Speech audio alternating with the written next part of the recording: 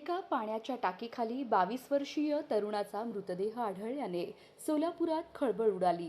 शहरातील शांतीनगर परिसरातून हा धक्कादायक प्रकार गुरुवारी सकाळी समोर आला।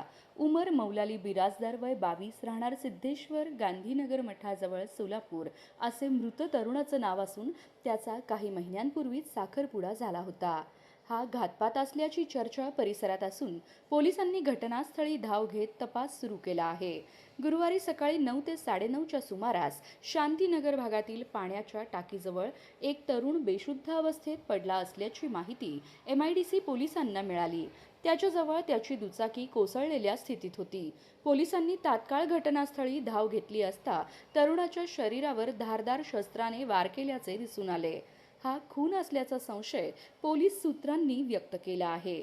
घटनेचे गांभीर्य लक्षात घेऊन पोलीस उपायुक्त प्रीतम यावलकर, MIDC ठाण्याचे वरिष्ठ पोलीस निरीक्षक बिराजदार आणि सोलापूर गुन्हे शाखेचे पोलीस निरीक्षक अरविंद माने यांनी फौज फाट्यासह घटनास्थळी भेट दिली।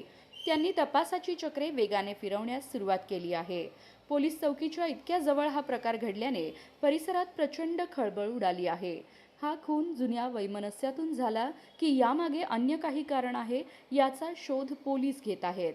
गुन्हे शाखेकडून विशेष पथके तैनात करण्यात आली असून परिसरातील CCTV फुटेज तपासण्याचे काम पोलिसांनी वेगाने सुरू केले आहे।